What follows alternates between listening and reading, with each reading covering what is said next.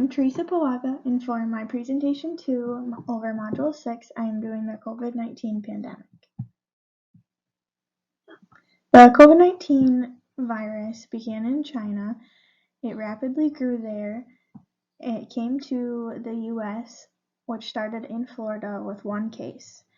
It soon began to close schools, bars, restaurants, public events, and it ended up closing states down. Social distancing orders are in place, and no groups over 50 started. Now we are at no groups over 5 in one place. Liberalism. Liberalism wanted free trade in the market.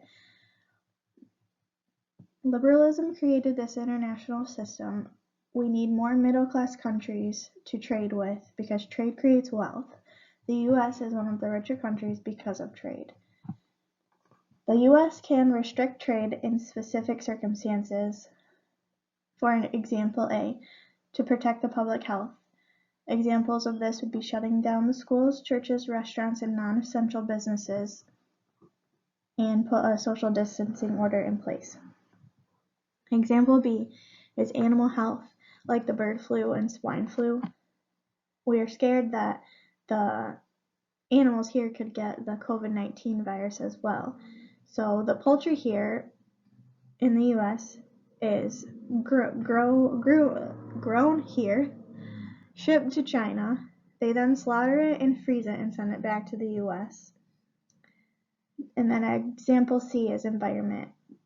Right now they're in the process of shutting down 4-H groups and county fairs for the summer. This falls into trade policy, which regulations and agreements that control imports and exports to other foreign countries.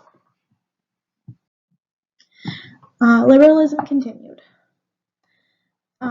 They want states' wealth to increase, but not at the expense of others, which you need to create a product people want to buy. All countries compete with markets, also with supply and demand. For China, they create or produce in bulk our masks, our medicines that we use in the medical field.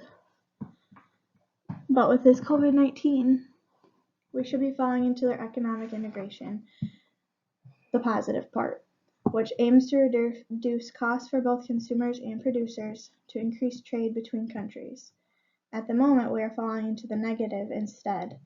We're reducing or eliminating entire trades due to the COVID-19 to stop the spread, and it's making everyone's monetary policies plummet. And now on to our oldest. Liberalism is our new. Mercantilism is the oldest. Each state needs to protect its own interests even at the expense of others. The balance of trade must be in a positive form.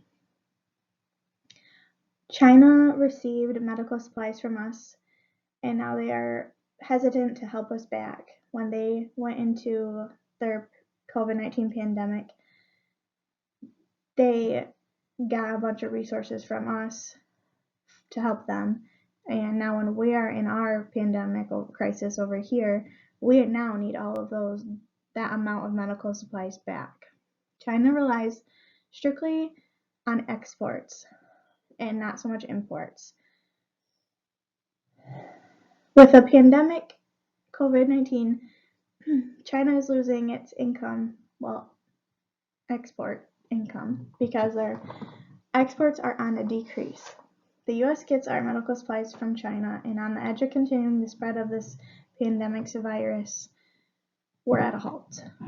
Currently, the trade is delayed between the U.S. and the U.K. along with many other trading systems. International trade. When trade is within a market, it involves buyers and sellers in a different nation or states. States think in terms of geography and population and/or countries, and they differ from domestic economic activity. In a way, the U.S. is a hegemony for China. This is a rich, powerful state that supplies public goods to the international system, like I've said before, the example of us supplying China with the medical supplies during their COVID-19 outbreak. Exports are desirable and they increase a nation's monetary reserve and create jobs, for example, China, and imports should be avoided. They create dependency, reduce national reserves, and it would threaten domestic business and labor interests.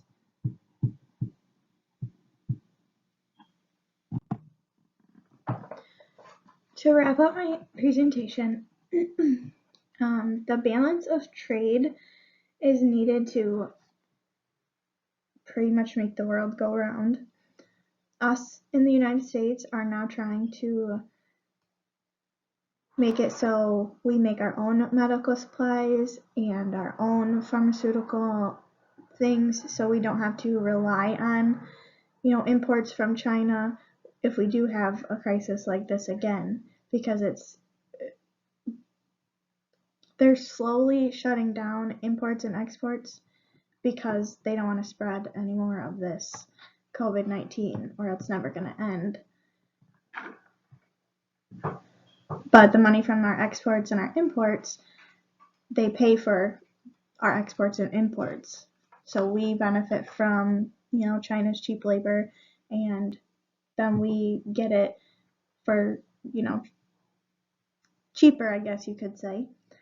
So then we also would, quote unquote, sit on a stockpile of money. With that being said,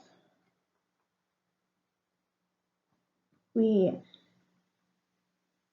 should be headed towards a regional integration, which is neighboring states enter into an agreement in order to upgrade cooperation through common rules. And I think that COVID-19 would fall right into that area.